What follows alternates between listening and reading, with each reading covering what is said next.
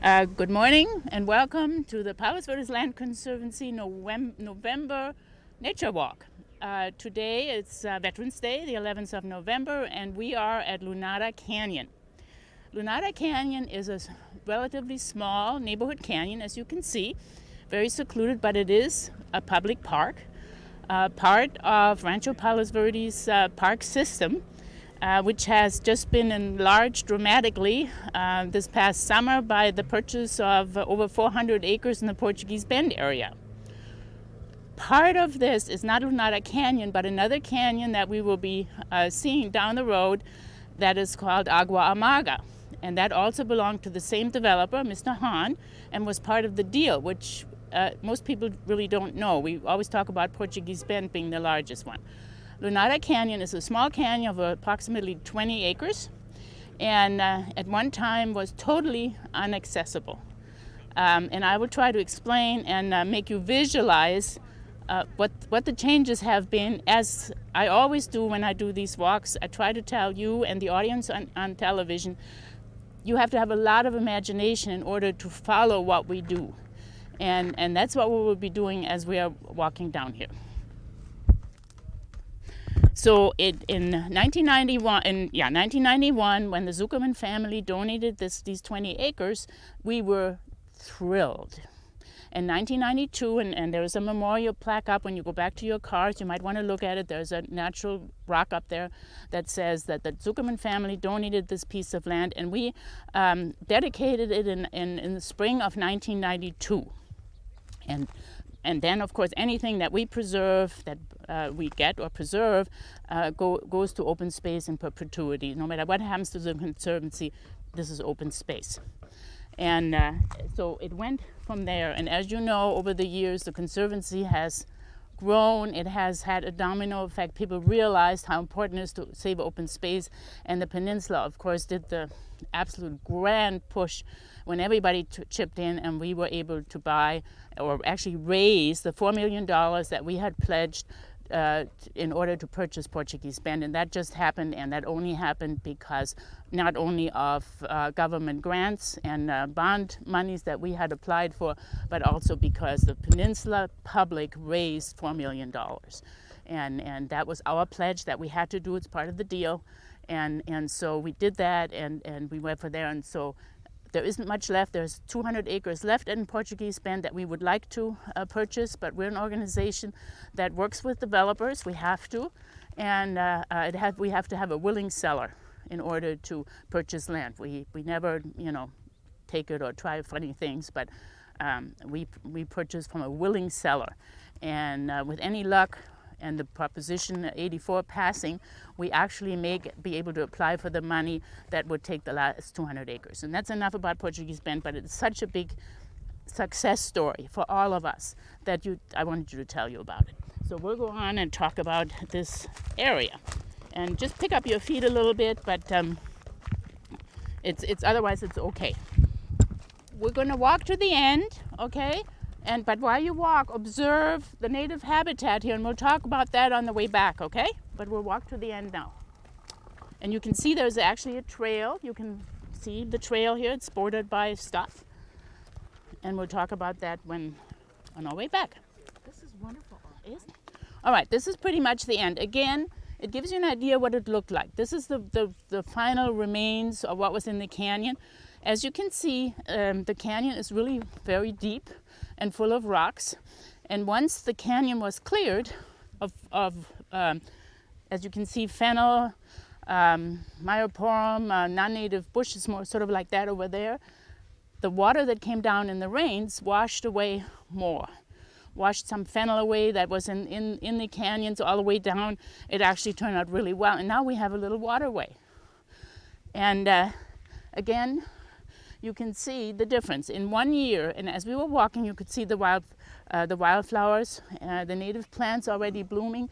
The crews went down into the canyon, and all the large chunks of wood that were lining the pathway were put in. That's what was cut down here. So it gives you an idea what was here. There were massive, really, truly big trees here big castor bean plants.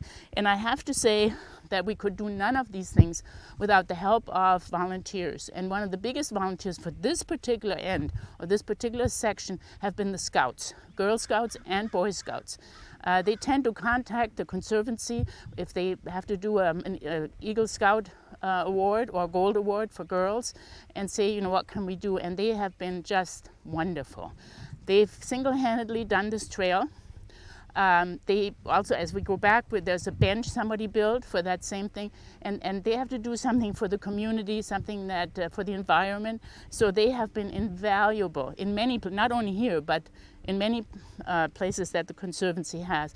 Also, school students, high school environmental clubs, local colleges, everybody sends volunteers for the high school, sometimes for extra credit. But we love it, and we thrive on volunteers because we cannot pay enough people to do this job. Now the professional crews, our restoration techs will go down with chainsaws and do the heavy duty work. And just to give you an idea, in 1 year they restored this canyon. They started out in the summer of 2004 and started taking the stuff out and laying the trail and stuff. By the time the rains came, November or so, that particular year, they got the native plants in, and you can see how quickly that goes. I mean, it is spectacular. Already bush sunflowers are blooming. The willows have grown. All that wasn't here. All that is planted. The willow trees that you see that are really already, some of them 10 feet high, the mule fat, all that is only that young, basically. And it gives you an idea what can be done. And hopefully those are the things we have been doing at all the other properties, Chandler, White Point, all these other property, but this is our plan, of course, for Portuguese Bend. The heavy duty work, when we have our workers do that are paid employees, we basically operate on grants. Organizations like us live on grants and donations. This particular area was about 1 acre. That was funded by a wetlands restoration grant that the resource agencies have. And this is what, just to explain to you how all that works, you constantly have to apply for money somewhere.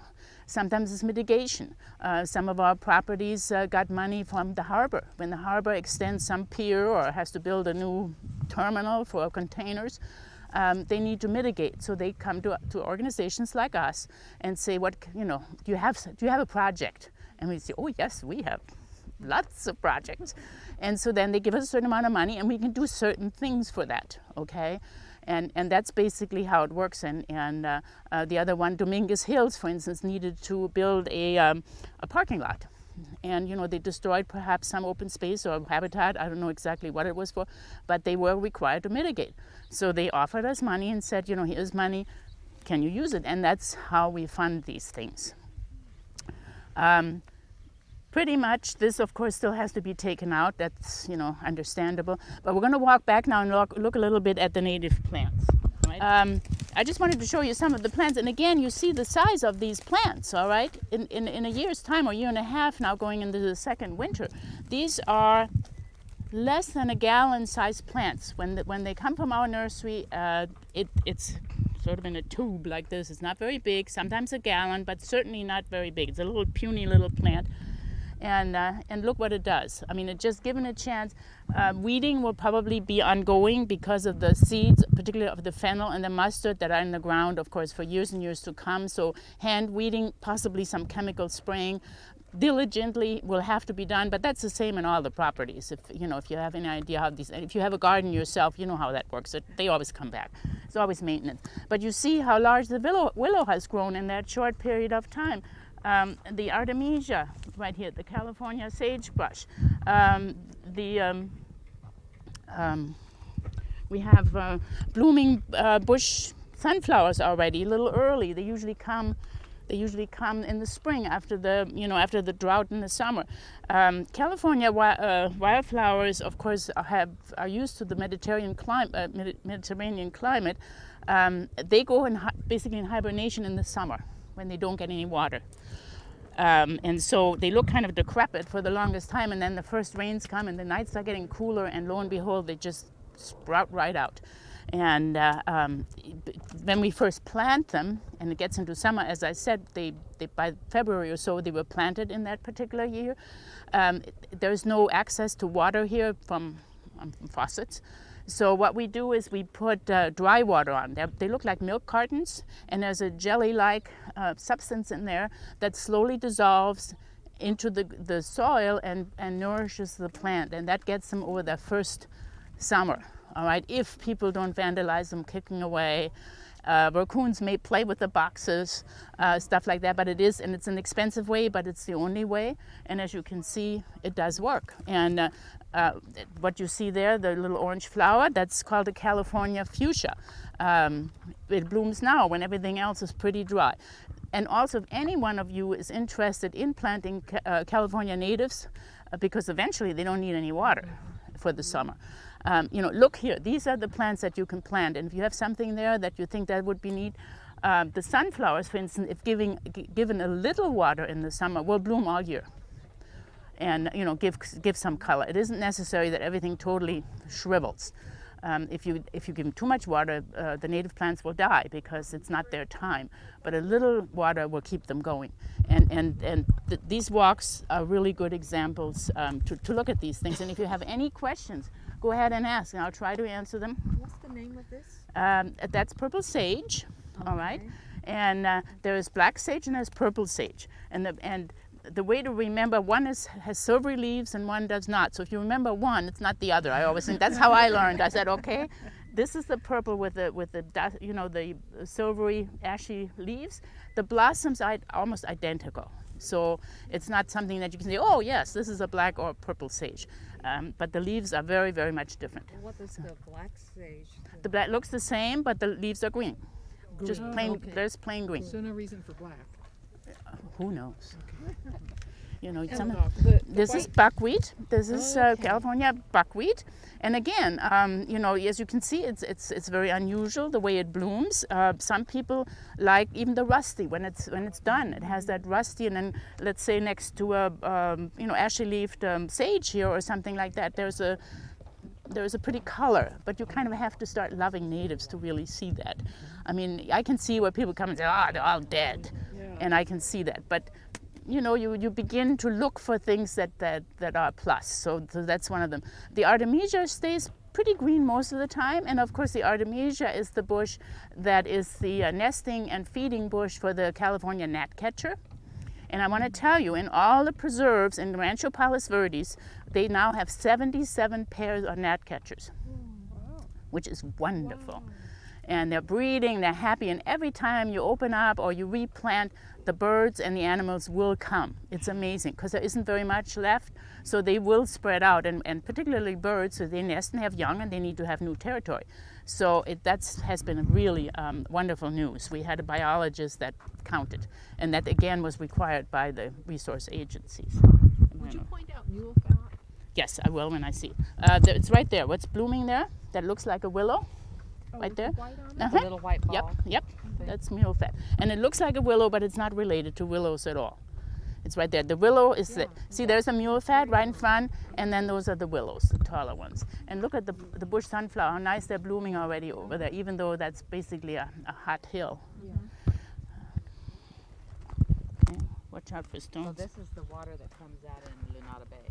Yes, correct. And you have to remember that the peninsula 100, 200 years ago was full of canyons. Everything drained from the top of the hill. And this was one of them. And the only reason that isn't going up to the hill anymore is because a street was laid across and housing was developed.